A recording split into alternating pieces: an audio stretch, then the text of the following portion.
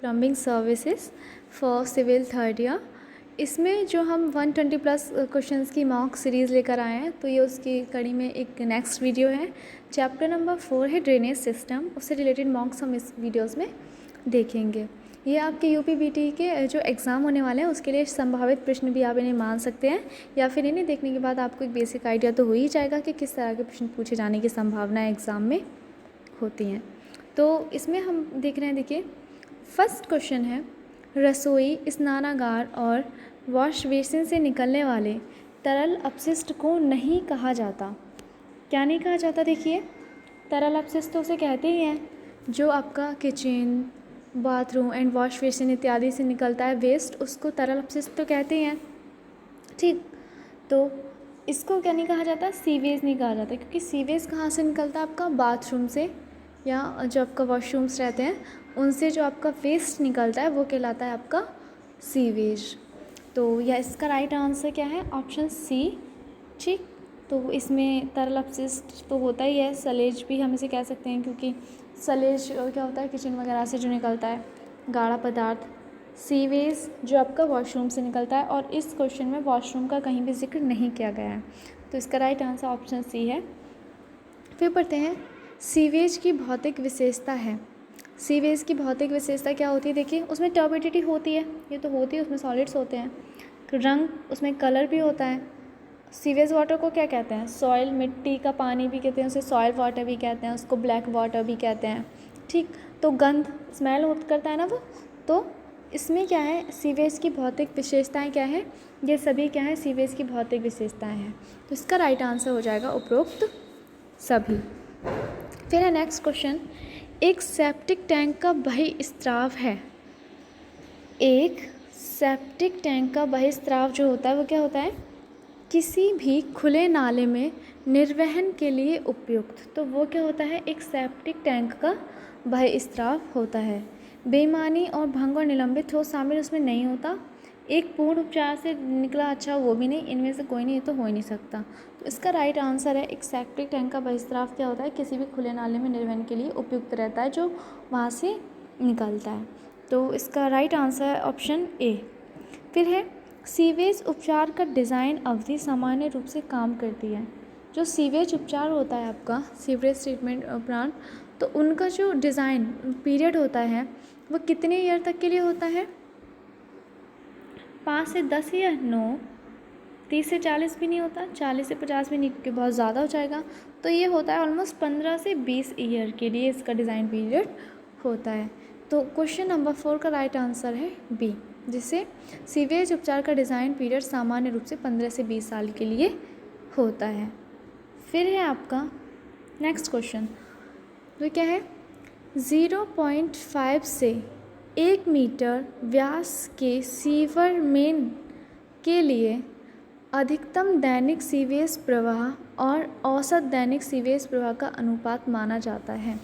ये बोल रहे हैं कि जो 1 मीटर 0.5, आधा मीटर से 1 मीटर का क्या है? व्यास है किसका? सीवर का, और सीवर मेन है, और अधिकतम दैनिक सीवेज प्रवाह उसके लिए, और औसत दैनिक सीवेज प्रवाह, तो इनका जो अनुपात होता है वो माना जाता है कितना? Is equal to 2। 1.5 भी गलत आंसर है, 2.5 and 3 is also wrong, then right answer is 2। तो क्वेश्चन नंबर 5 का राइट ऑप्शन है बी, कि 0.5 से 1 मीटर व्यास का जो मेन सीवर होता है, अगर हम उसके लिए अधिकतम दैनिक सीवेज प्रवाह और औसत दैनिक सीवेज प्रवाह का अनुपात माने तो वो होता है हमारा 2। फिर देखते हैं हम इसके लिए नेक्स्ट क्वेश्चंस।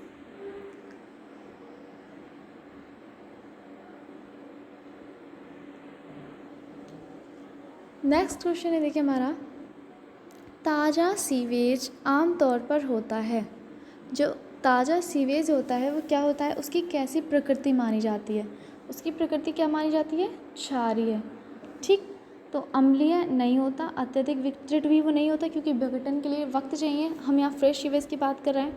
आप आती है ना गंध का स्रोत, सड़ जाता है तो ज़्यादा स्मेल आती है। ठीक, तो फिर क्या है? क्षारीय। अब हम थोड़ा पढ़ लेते हैं क्षारीय और अम्लीय की प्रकृति क्या होती है। आपको तो जानते हैं उदासीन क्या होता है?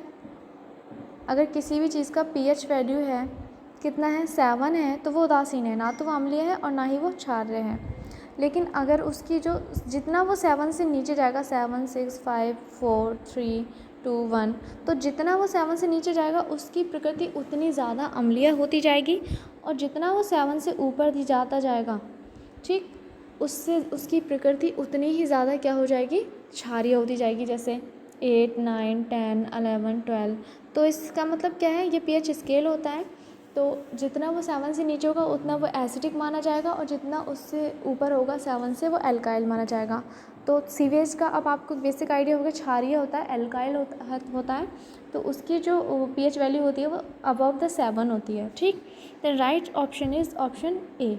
फिर है, सीवेज में नाइट्रेट का पता लगाने के लिए मिलान रंग जोड़कर विकसित किया जा सकता है। तो सीवेज में अगर हमें नाइट्रेट का पता लगाना है तो इसके लिए हम क्या जोड़ते हैं, potassium permanganate, no, sulphuric acid और नेपथामिन। ये हम क्या करते हैं, इसको जोड़कर हम पता करते सकते हैं कि सीवेज में नाइट्रेट है या नहीं। तो राइट आंसर इज़ क्या हो जाएगा आपका, option B, sulphuric acid and नेपथामिन। Phenol D sulphuric acid potassium hydroxide ये भी नहीं होता, और इनमें से कोई नहीं है तो हो ही नहीं सकता। तो right option is answer B. फिर है आपका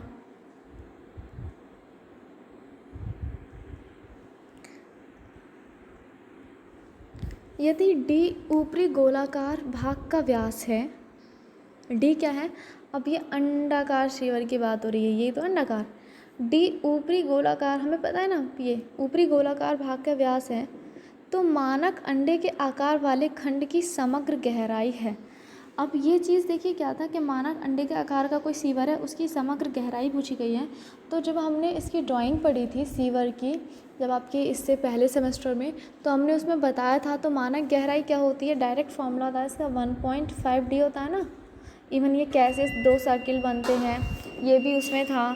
तो फिर तो मानक सीवर की गहराई क्या हो जाती है आपकी 1.5 D।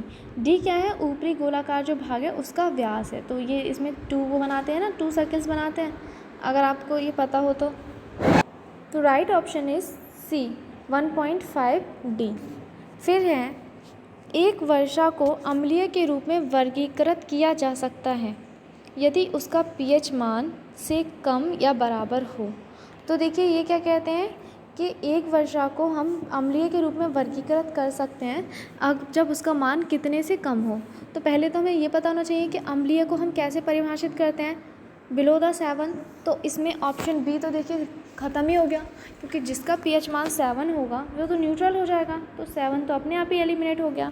अब कह रहे हैं कि उसका pH मान से कम हो, तो जब अम्लीय वर्षा होती है तो उसका pH मान 6 नहीं होता, 6.5 भी नहीं होता, उसका मान होता है 5 के बराबर हो या 5 से कम होता है अगर वर्षा का pH मान, या एसिडिक माना जाता है, तब उसको माना जाता है कि अम्लीय वर्षा हो रही है या एसिडिक रेन हो रही है। Then right answer is option C. फिर है इसमें, घरेलू जल निकासी के लिए न्यूनतम ढाल है। अब ये डोमेस्टिक जो आपका ड्रेनेज है, तो ये कह रहे हैं देखिए घरेलू जल निकासी के लिए न्यूनतम ढाल कितनी होती है। तो पहले तो हमें पता होना चाहिए कि 1/60, 1/70 या 1/10 या 1/400 इनका जो है मान क्या हो या कैसे निकालते हैं। तो देखिए हमें पता है ये इस तरह से स्लोप निकालते हैं इसका। तो कैसे निकालते हैं कि 60 हॉरिजॉन्टल चलने पर अगर हमें 1 वर्टिकल मिले तो हम उसको किस तरह से लिखेंगे, 1/60। सेम कंडीशन के 70 चलने पर 1 हॉरिजॉन्टल मिल रहा है, वर्टिकल मिल रहा है।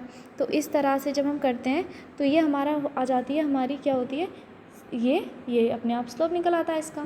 तो फिर ये क्या था, स्लोप था।